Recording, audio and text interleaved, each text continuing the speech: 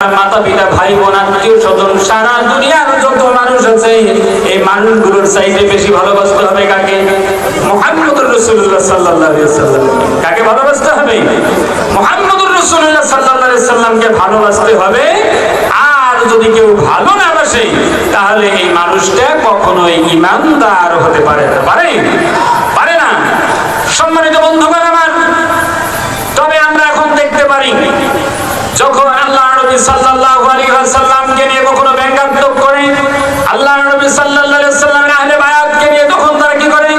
কটূক্তি করে। কিন্তু আমরা কখনোই আল্লাহ নবী সাল্লাল্লাহু আলাইহি ওয়াসাল্লামের পক্ষ হয়ে কখনোই আমরা কথা বলার চেষ্টা করি না। কথা বলেন ঠিক না বেঠিক?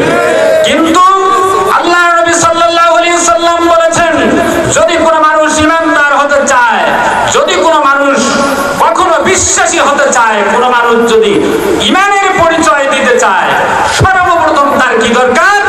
পৃথিবীর আপনজন, মাতা পিতা ভাই বোন আত্মীয় স্বজন স্ত্রী পুত্র কন্যা সবার চাইতে বেশি ভালোবাসতে হবে কাকে? আমার মুহাম্মদুর রাসূলুল্লাহ সাল্লাল্লাহু আলাইহি ওয়াসাল্লামকে বেশি ভালোবাসতে হবে। কথা বলেন ঠিক না বেঠিক?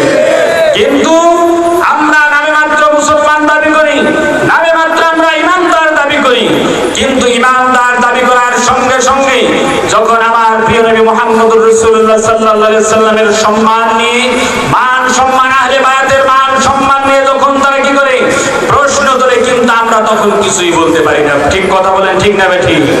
শুধুমাত্র কাফের বিদঈন নাসারাদের মাঝখান থেকেই আল্লাহ নবী এবং আহলে বায়াতের বিরুদ্ধে কথা বলে না। কথা বলে শুধু তাই নয়, আমাদের মতন দাড়িওয়ালা, চুপলাওয়ালা, পাঞ্জাবিওয়ালা, পাগুড়িওয়ালা হুজুররাও কি বলে? আল্লাহ নবী সাল্লাল্লাহু আলাইহি ওয়াসাল্লামের বিরুদ্ধে কথা বলে। কথা বলেন ঠিক না বেঠিক? আমরা তাদেরকেও ছাড় দিয়ে কথা বলতে রাজি নই। কথা বলেন ঠিক না বেঠিক? লিল্লাহি তাকবীর, লিল্লাহি তাকবীর। আমরা আল্লাহ নবী সাল্লাল্লাহু আলাইহি ওয়াসাল্লামের পক্ষে সর্বদা সব সময় সচেষ্ট থাকব। তার মান সম্মান, আহলে বায়াতের মান সম্মান এবং তার শান নিয়ে যারাই কটূক্তি করবে, কটূক্তি করার চেষ্টা করবে, সে যদি হোক আমার বাবা, হোক আমার মা, হোক আমার বোন, এমনকি আমার ভাইও যদি হয়, আমরা তাদের বিরুদ্ধে রুখে দাঁড়াবোই। কথা বলেন ঠিক না বেঠিক?